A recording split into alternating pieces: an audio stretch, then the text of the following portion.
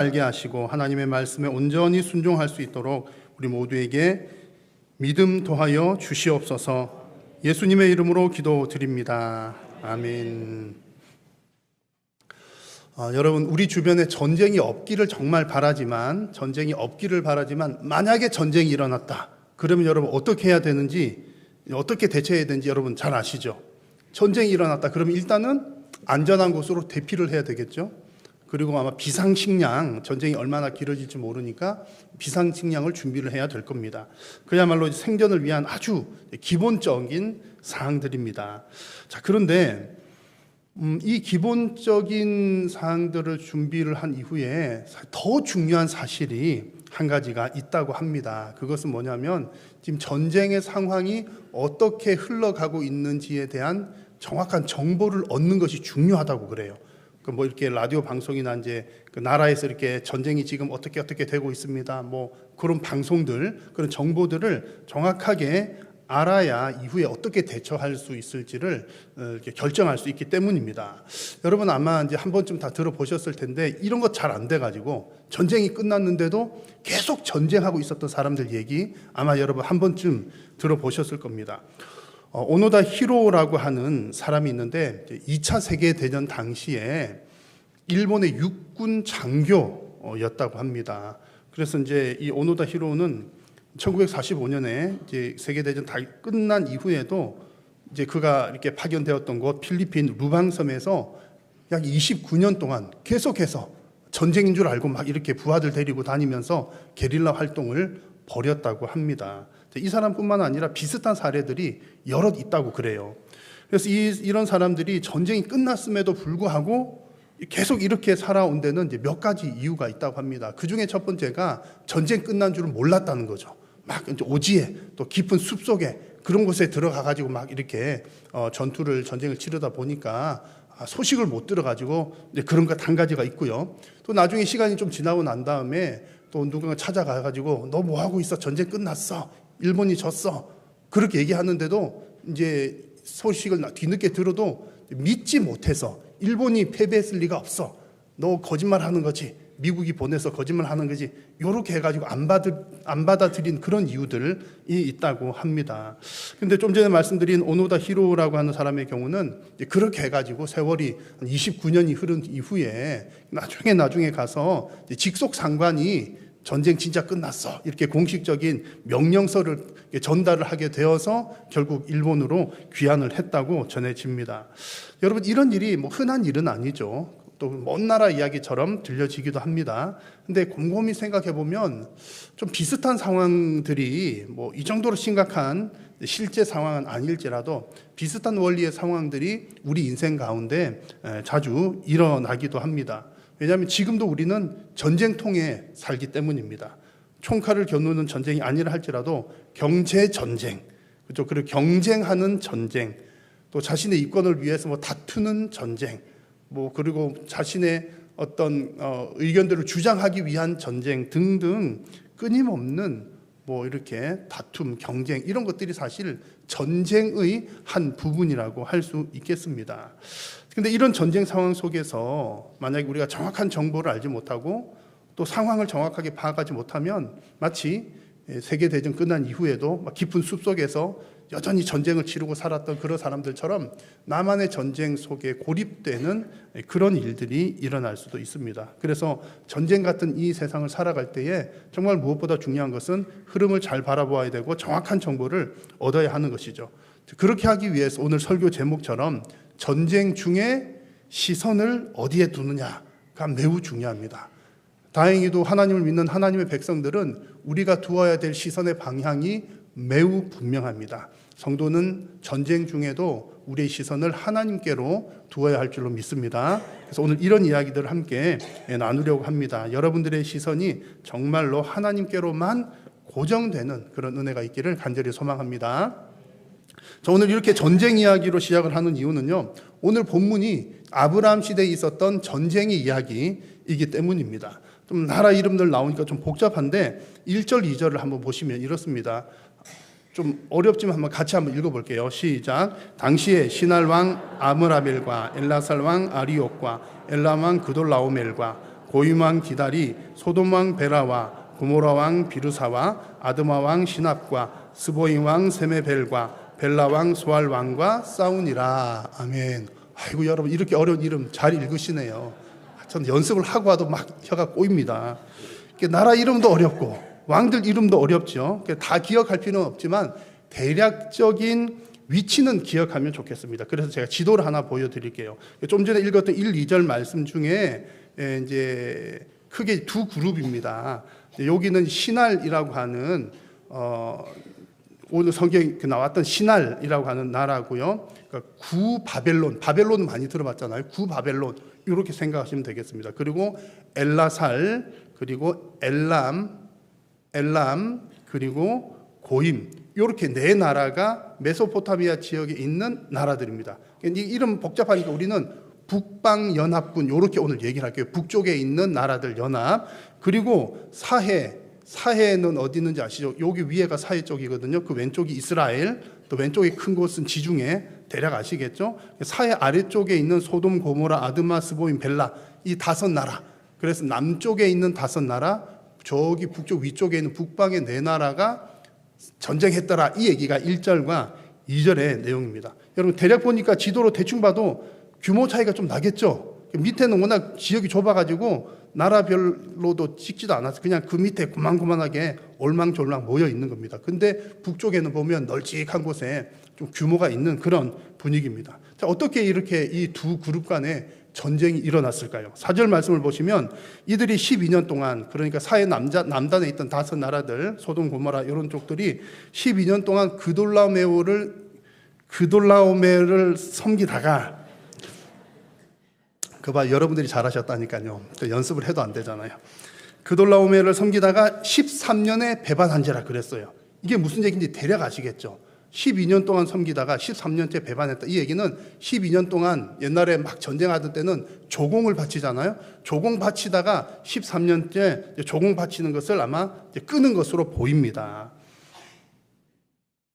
왜 조공을 끊게 되었을까? 그 이유가 자세히 나와 있지는 않지만 추측하건대, 여러분 지난번, 지금 이 시대는 아브람 시대 얘기잖아요. 지난번 그 앞에 말씀 기억나시죠? 아브람 시대 때 큰 뭐가 있었더라? 기근. 아이고. 다시 할게요. 여러분 아브람 시대 때 큰 뭐가 있었더라? 큰 기근이 있었더라. 흉년이 크게 들었잖아요. 그게 이제 소돔, 고모라 이쪽이 다 그 동네거든요. 그러니까 아마도 지금 흉년이 크게 드니까 우리 먹을 것도 없는데 어떻게 조공을 바치겠어요. 그래서 막 끊었더니 이제 북방 나라들이 그냥 이제 이걸 빌미로 해가지고 지금 공격을 하러 내려온 겁니다. 그래서 11절 말씀 보니까 결국 이 네 왕이 소돔, 고모라 모든 재물들, 양식들 다 빼앗아 갔더라. 이제 이런 내용이 오늘 이제 본문의 배경입니다. 자, 그런데 여러분, 지금 이제 전쟁이 일어났다는 얘기고요. 이제 그런 얘기인데 성경에 보면 수많은 전쟁들이 있습니다. 또 인류 역사에도 뭐 전쟁이 끊이지 않고 일어나죠. 그런데 지금 성경에, 이 거룩한 책 성경에 그렇지 않아도 은혜로운 것들만 하나님이 너에게 복 주신다, 뭐 이런 내용만 해도 쓰기가 다 좀 부족할 텐데 이렇게 전쟁했던 얘기들을 왜 기록을 해 두었을까요? 여기도 전쟁, 저기도 전쟁인데 또 왜 기록을 해 두었겠습니까? 여러분, 하나님께서 전쟁 이야기를 기록해 주신 것은 오늘 이 본문 관계에서 두 가지 정도로 생각을 할 수가 있습니다. 첫 번째는 지금도 우리가 전쟁 중에 있다는 사실을 하나님께서 우리에게 알려주시는 거예요. 이때도 전쟁이고 저때도 전쟁이지만 지금 우리가 사는 때에도 전쟁이다. 죄로 인해 타락한 세상에서는 어쩔 수 없이 전쟁이 끊이지 않습니다. 제가 언젠가 설교 때 한번 언급은 한 적이 있습니다만, 인류 역사에서 전쟁이 없었던 시기, 지구 전체에 전쟁이 하나도 없었던 때가 거의 없다고 합니다. 어떤 이제 학자에 따라 조금 다를 수는 있지만, 어떤 문명학자는 이제 역사가 기록된 시기, 약 3,500년 동안에 전쟁이 없었던 시기는 약 7.8%에 불과하다, 이렇게 얘기하기도 하고요. 또 어떤 학자는 1816년부터 2009년까지 지구상에서 전쟁이 없었던 때는 단 하루도 없다, 이렇게 이야기를 하기도 합니다. 여기 전쟁이 없으면 저쪽에 있든지 지구상 어느 곳에선가는 전쟁이 계속해서 일어나고 또 일어났더라, 그런 얘기입니다. 자, 그런데 여러분, 그러면 우리는 언제 전쟁 겪었죠? 이미 우리는 전쟁 겪은 지 한참 지났잖아요. 지났고 이제 저 같은 세대도 그러고 전쟁을 안 겪어본 세대들도 많습니다. 그러면 뭐 인류 역사에서 전쟁이 뭐 계속 있었다 했지만 우리 동네는 없었으니까 나랑은 별 상관없는 거 아니야? 이렇게 생각할 수 있지만 사실은 우리가 지금 살고 있는 시대에도 계속해서 전쟁이 있다는 얘기를 오늘 먼저 기억을 하셔야겠습니다. 서론에 잠시 말씀드린 것처럼 총칼을 겨누는 전쟁이 아니더라도 막 서로 경쟁하면서 살아가는 것, 그런 것 자체가 전쟁과 같기 때문입니다. 살아남기 위한 전쟁, 또 각종 요즘에는 각종 이슈에 대해서 의견 차이들 일어나는 것도 전쟁, 말다툼도 다툼 전쟁인 거죠. 특히 여러분 요즘에 대표적인 전쟁이 정치적인 견해 차이로 일어나는 전쟁들. 여러분 이 전쟁 때문에 집안에서도 얼마나 많은 싸움이 일어납니까? 가정 같은 식구끼리도 정치적 견해 달라가지고 밥 잘 먹다가 에이 그냥 뭐 그러든가, 친구 간에도 뭐 그죠? 오랜만에 잘 만났는데 어쩌다가 뭐 이렇게 정치 얘기하다 보면 막 불꽃이 팍 튀어가지고 그런 경우들이 많습니다. 정말 안타까운 것은 교회 안에서도 교인들끼리도 정치적인 견해 차이 때문에 다투거나 분쟁이 일어나거나. 여러분 목회자들은 안 그러겠죠. 목사들은 정치 때문에 안 싸우는 줄 여러분 믿으시죠?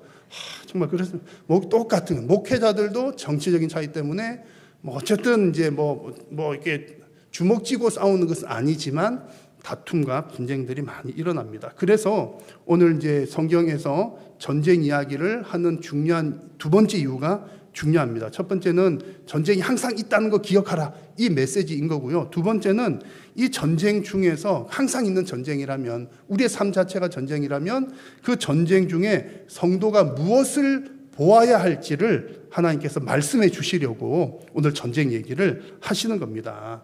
이것을 잘 깨닫지 못하면 서로 물고 뜯어서 피차 망하는 길로 가기 때문입니다. 우리가 싸워야 될 대상은 따로 있는데 하나님의 백성들끼리 물고 뜯고 싸우면 누구에게 무슨 유익이 있겠습니까? 그래서 여러분 우리가 연약한 사람인지라 평생 안 싸우며 살 수도 없고 또 이 다툼에서 온전히 자유로울 수도 없지만 그 속에서 무엇을 바라보아야 할지는 여러분 명확하게 깨달으시기를 바랍니다. 그러면 하나님께서 이 전쟁 중인 세상 속에서 우리가 무엇을 바라보기를 원하십니까?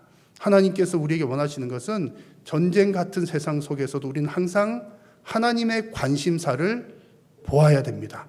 전쟁 중에도 우리의 시선은 하나님의 관심, 하나님께서 어디에 관심을 두시는가에 우리의 시선이 가 있어야 한다는 이야기입니다. 그런데 여러분 일반적으로 한번 보십시오. 전쟁이 일어났다 그러면 여러분은 어디에 관심을 두십니까? 뭐 전쟁이든 경쟁이든 다툼이든 아마 대부분 관심을 두는 것은 누가 이겼느냐, 거기에 관심을 둘 겁니다. 누구랑 어느 나라 전쟁했대. 그래, 그래서 누가 이겼대? 그런 데 관심이 있는 거죠. 어떤 경쟁하는 뭐가 했으면 그래서 누가 이겼대? 옆집에서 이제 어젯밤에 보니까 부부싸움 하더라고요. 그러면 누가 이겼을까? 누가 이겼대? 뭐 이제 그런데 누가 이겼냐에 관심을 두는 거죠. 그리고 당연히 사람들은 내가 속한 편이 이기기를 바라는 겁니다. 자, 그러면 여러분, 그런 막 이런저런 다툼들, 전쟁들, 경쟁들이 있는데 하나님께서는 어느 편이 이기기를 원하실까요? 만약 선과 악이 명확하게 구분된 싸움이라면 뭐 두말할 것 없이 답은 정해져 있죠. 선이 이겨야죠. 악을 물리쳐야죠. 명확한 선악이 구분되는 일이라면 정답이 분명하지만 이 세상에 일어나는 수많은 전쟁들, 다툼들을 보면 선악을 명확하게 구분하기 어려운 경우들이 많습니다. 그런 일을 가장 우리가 자주 보고 가까이서 볼 수 있는 것이 바로 사랑과 전쟁이잖아요. 사랑과 전쟁은 부부 싸움이잖아요. 예를 들어 이런 겁니다. 쉬는 날이 되었어요. 쉬는 날이 되었는데 쉬는 날이니까 좀 쉬자. 집에서 쉬자는 남편. 그리고 이제 모처럼 쉬는 날인데 집에 있어 뭐해, 백화점 가자고 하는 아내. 그래가 아니야, 집에서 쉬자, 백화점 가자. 그러다가 짜잔짠짠 해서 막 전쟁이 일어났어요. 여러분 누가 선이고 누가 악입니까? 그런 게 없다는 얘기인 거죠. 하나님은 누가 이기기를 바라실까요? 하나님은 누구 편이실까요? 여러분 매우 심플한 예를 들긴 했지만 하나님 보실 때에 이런 수준의 전쟁들이 많다는 겁니다. 여러분 우리가 살아가면서 막 다투고 막 서로 찢고 뽑고 하는 일들 중에 보면 우리 입장에서 볼 때는 내 입장이 관철되어야 되고 내 편 이겨야 되니까 막 우리는 죽을 듯 살 듯 매달리지만 하나님께서 보실 때는 다들 고만고만하게 보인다는 얘기입니다. 얘들아, 그거 별거 아니야. 별거 아니니까 뭐 이렇게 해도 되고 저렇게 해도 돼. 그런 부분들이 많다는 겁니다. 특히나 여러분, 하나님의 자녀들 사이에서 일어난 이런 다툼이라고 한다면 더더욱 그렇습니다. 여기도 하나님의 자녀, 신랑, 남편도 집에서 쉬자고 하는 남편도 하나님의 자녀 집사님, 백화점 가자고 하는 아내도 하나님의 자녀 집사님, 막 그런 거예요. 하나님이 부모, 아버지 된 하나님 입장에서 누가 이길 누구를 응원을 하겠습니까? 자식들이 싸우면 부모 마음만 아플 뿐입니다. 근데 이제 이런 일들이 실제로 많이 일어난다는 것이고, 특히 요즘에는 다른 어떤 전쟁보다도 정치 전쟁이 정말 많이 일어납니다. 성도들 사이에서도, 목회자들 사이에서도 많이 일어납니다. 그래서 뭐 여러분들 그런 분들 안 계시겠지만, 나는 정치적으로 이게 너무나 옳다고 생각해, 강력하게 생각하시는 분들은 오늘 이 말씀을 잘 들으시면서 내가 이렇게까지 주장을 해야 되나 한번 잘 깊이 묵상해 보시기를 바랍니다. 여러분, 하나님의 관심사는 누가 이기느냐에 있지 않고 다른 것에 있습니다. 그러면 하나님의 관심사는 누가 이기느냐가 아니고 다른 것 무엇에 있겠습니까? 오늘 성경을 보면 그 답을 찾을 수 있습니다. 자, 오늘 성경에 보시면 지금 쭉 어떤 나라 누구 아무개 싸웠다는 얘기가 쭉 나오잖아요. 쭉 나오는데, 그렇게 쭉 나오다가 뭐 누가 이겼더라, 성경은 어느 나라가 이겼다, 물론 누가 이제 패배한 이야기가 나오긴 했지만 북방 민족들이 승리했더라, 그거 알려주려고 기록한 게 아닙니다. 그러면 무엇을 위해서 이 말씀을 기록했느냐? 12절 말씀, 소돔에 거주하는 아브라함의 조카 롯도 사로잡고 그 재물까지 노략하여 갔더라.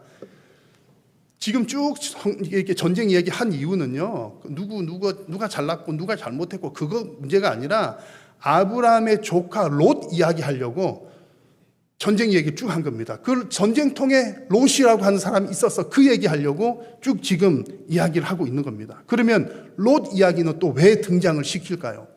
하나님의 관심이 여기에 있다는 얘기입니다. 하나님의 관심은 하나님의 백성의 구원에 있기 때문에 그렇습니다. 하나님의 관심은 하나님의 백성들 어떻게 살려낼까, 저 생명 어떻게 구원해낼까 라고 하는 것에 하나님의 관심이 있다는 얘기입니다. 물론 세상의 모든 역사가 하나님의 주권 아래 있습니다. 그래서 바벨론 역사든 뭐 애굽의 역사든 다 하나님의 주권 아래 있습니다만, 특별히 하나님은 당신의 구원 역사에 특별한 관심을 가지고 계십니다. 그래서 오늘 본문에 나온 이들 전쟁 중에서도 하나님께서는 소돔에 거주하고 있었던 롯, 아브라함의 조카 롯에게 관심을 두신 것이죠. 그 가족들을 구원해 내시기 위함입니다.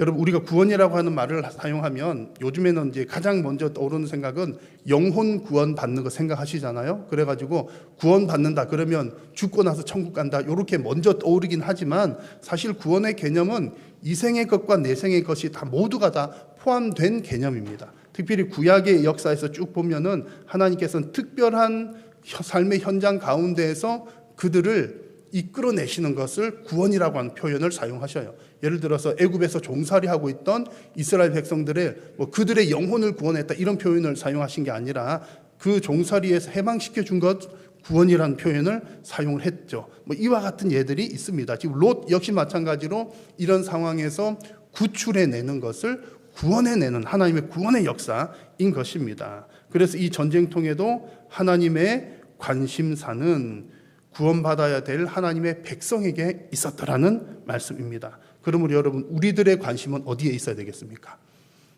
각종 전쟁 가운데 살아가는 우리 성도들의 시선 역시 하나님의 관심에 머물러야 할 줄로 믿습니다. 하나님께서 관심 두시는 그 구원의 역사에 우리의 시선이 고정되어야 하는 겁니다. 하나님의 관심은 둘 중에 누가 이기느냐, 이것이 아니라 오히려 전쟁을 종식시키고 그들을 구원해내며 그들에게 평화를 주는 것이 하나님의 관심입니다. 그럼 우리는 그것에, 그 하나님의 관심사에 우리의 시선을 머물러야 한다는 이야기입니다.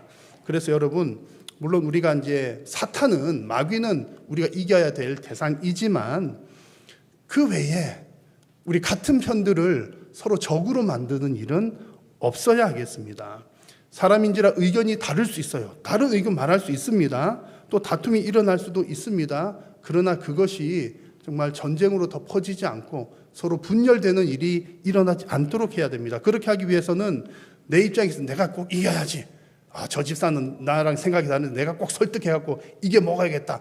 그럴 때 관심을 두는 것이 아니라, 그러면 둘 다 쪼개지잖아요. 우리의 관심은 하나님의 관심이 무엇인가? 이 상황에서 하나님은 어디에 관심을 두고 계신가? 하나님은 어떤 일을 이루기를 원하시는지를 여러분 깊이 묵상하시기를 바랍니다. 그래서 끊임없는 전쟁 중에서도 하나님의 관심에 시선을 두는 저와 여러분 될 수 있기를 간절히 소망합니다. 하나님의 관심은 이렇게 롯을 구원해내는 데 있으셨기 때문에 이제 진행되는 이야기를 보면 하나님은 이제 본격적으로 하나님께서 일을 하시기 시작합니다. 하나님이 원하시는 일이기 때문에 하나님께서 움직이신다는 거죠. 하나님께서 일하시는 방법들은 여러 가지가 있습니다. 어떤 때는 하나님께서 막 천사를 보내셔갖고 하기도 하고요. 어떤 때는 자연적인 기적, 이적을 일으키셔서 하나님의 일을, 뜻을 이루기도 합니다. 근데 대부분의 경우는 하나님의 신실한 백성을 통해서 하나님의 일을 이루어 가시는 경우들이 많습니다. 오늘 본문에서도 하나님은 아브라함을 통하여서 일하십니다. 14절 말씀을 보면 이제 아브라함이 그 소식을 듣습니다. 롯이 잡혀갔다는 소식을 듣고 이제 훈련 잘 받은 사람 318명을 데리고 이제 롯을 구하러 이제 쫓아가는 거예요. 자, 여러분 이 장면에서 아브라함이 이제 롯을 구하려고 318명 데리고 갑니다. 자, 이 과정이, 이 모습이 하나님께서 일하시는 장면입니까? 아브라함이 일하는 장면입니까? 이제 보기에 따라서 그래 아브라함이 자기 조카니까 당연히 이제 구하러 갔겠지, 조카니까 그랬겠지, 그렇게 생각할 수도 있겠습니다만, 그렇게 보일 수도 있지만 오늘 이 말씀에서 318명이라고 하는 숫자를 자세히 생각을 해보면 이게 그냥 아브라함이 그냥 한 게 아니라 하나님께서 일하신 것이로구나 하는 것을 알 수 있습니다. 318이라는 숫자가 특별해서가 아니라 이 숫자가, 여러분 318 숫자가 많은 숫자입니까? 적은 숫자입니까? 적은 숫자예요. 적은 숫자. 물론 이 318명은 매우 충성스럽고 훈련이 잘 된 사람입니다.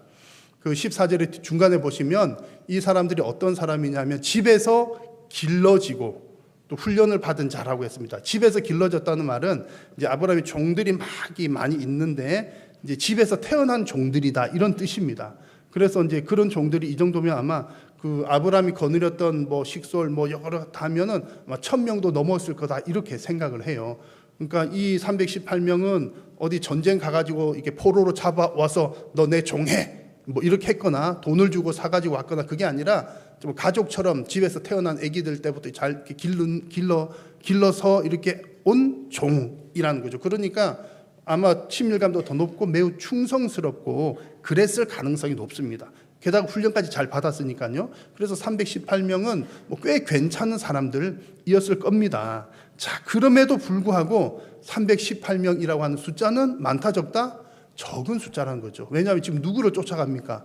북방의 그 네 나라, 메소포타미아에서 내려오면서 여러 나라들 다 점령하고 또 남방 5 연합체도 다 이렇게 점령해가지고 다 빼앗아 간 사람들이에요. 아브라함의 이 318명이 아무리 훈련을 잘 받았다 하더라도 글쎄요, 그냥 이렇게 그 많은 군사와 싸우기에는 아마 그냥 이렇게 객관적으로 봤을 때는 이게 싸움이 안 되는 싸움인 거죠. 그래서 그런 나라들을 상대로 아브라함이 318명 데리고 갔다는 것은 둘 중에 하나일 겁니다. 하나는 무모하거나 하나는 믿음이 좋거나.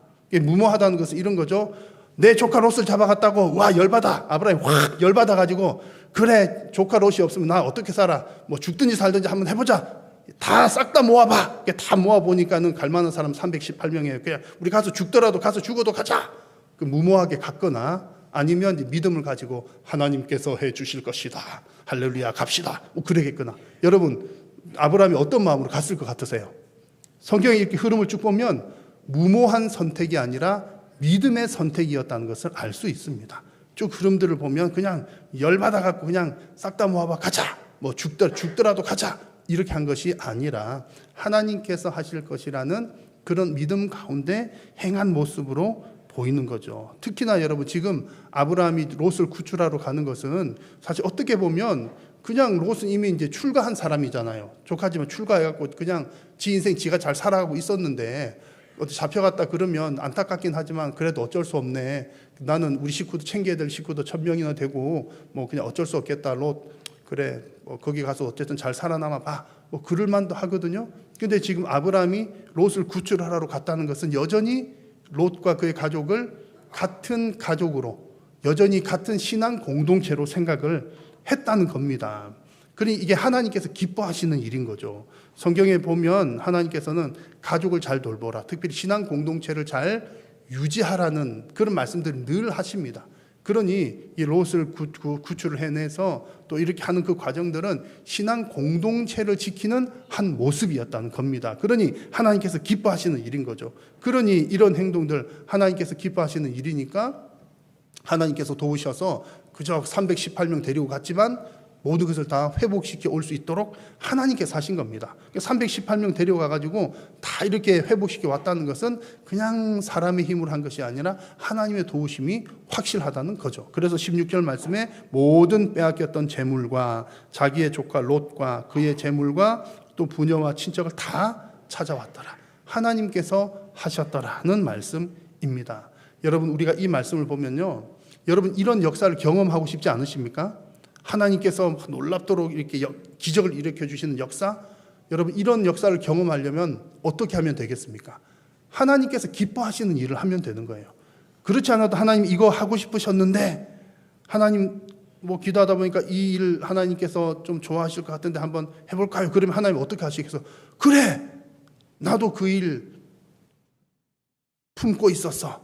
내가 팍팍 밀어줄게, 한번 해봐. 하나님이 싹 다 밀어주시는 거죠. 그래서 지금 특히나 이제 복음을 증거하는 일, 아마 많은 경험들을 하실 겁니다. 복음을 특히 전하는 일, 선교사님들 선교주에서 이렇게 나가서 하실 때들 보면은 지금도 놀라운 기적들이 많이 일어납니다. 복음 전파뿐만이 아니라 다른 선한 사역들도 마찬가지입니다. 하나님께서 도우시고 밀어주십니다. 이렇게 하나님의 일하심을 경험하는 삶이 복된 삶인 줄로 믿습니다. 자, 여러분들은 어떤 인생을 살기를 원하십니까? 눈만 뜨면 막 전쟁통 이 세상입니다. 이 속에서 서로 견제하고 싸우고 지지 않기를 막 이렇게 하면서 그냥 그렇게 내 의견을 그냥 꼭 이루리라, 그런 마음으로 살기를 원하십니까? 아니면 전쟁 중에서도 하나님께서 원하시는 일이 무엇인지 하나님의 관심사에 시선을 두시고 하나님의 일을 하기를 원하십니까? 여러분 오늘 이 말씀 가운데 정말 하나님의 관심에 시선을 두고 하나님의 일을 이루는 저와 여러분 될 수 있기를 간절히 소망합니다. 오늘 이 말씀을 준비하면서 정말 요즘 같은 때는 정치적인 문제 때문에 다툼이 많이 일어난다는 생각들을 계속해서 하게 됩니다.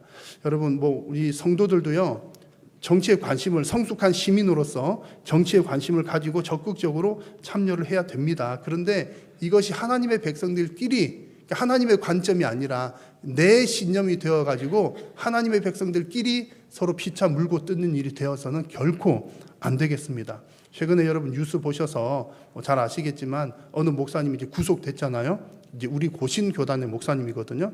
뭐 이제 뭐 그렇게 그 구속되는 과정 자체도 매우 심각한 문제이고, 또 뭐 이렇게 잘했냐 못했냐, 그 목사님이 잘했냐 못했냐, 뭐 이제 이런 의견들이 여러 가지 있겠지만 정말 심각한 것은요, 이제 그런 사건들을 두고서 같은 신앙 안에서 잘했다 못했다 편이 나누어져 가지고 싸우는 겁니다. 정말 그게 못할 일인 거예요. 이제 이를테면 이런 것이죠. 온 동네 앞에서 집안 싸움 하는 거예요. 동네 사람들 다 나와 있는데 우리 형제끼리 붙들고 막 네가 잘했니 내가 못했니 싸우는 겁니다. 여러분 그런 싸움을 세상 가운데 보여준다면 우리 하나님께서 얼마나 안타까워 하시겠습니까?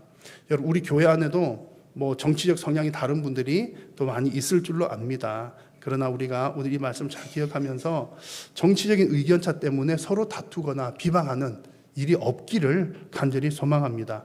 그럴 만한 분위기가 될 때는 서로 의견이 다를 수도 있잖아요.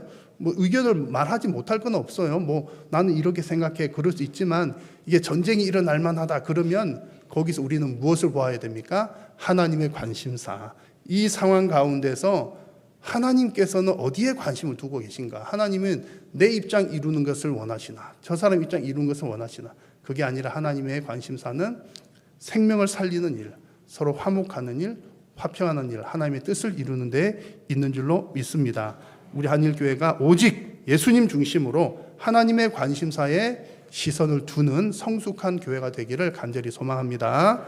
기도하겠습니다. 살아계신 여호와 하나님, 오늘도 우리의 예배를 받으시고 말씀하여 주시니 감사합니다. 정말 하나님, 전쟁 같은 이 세상 가운데서 우리가 정말 하나님의 관심이 어디에 있는지 늘 우리의 시선을 하나님의 관심사에 두며 살아가는 성숙한 성도님들 되도록 하나님 인도하여 주시옵소서. 예수님의 이름으로 기도드립니다.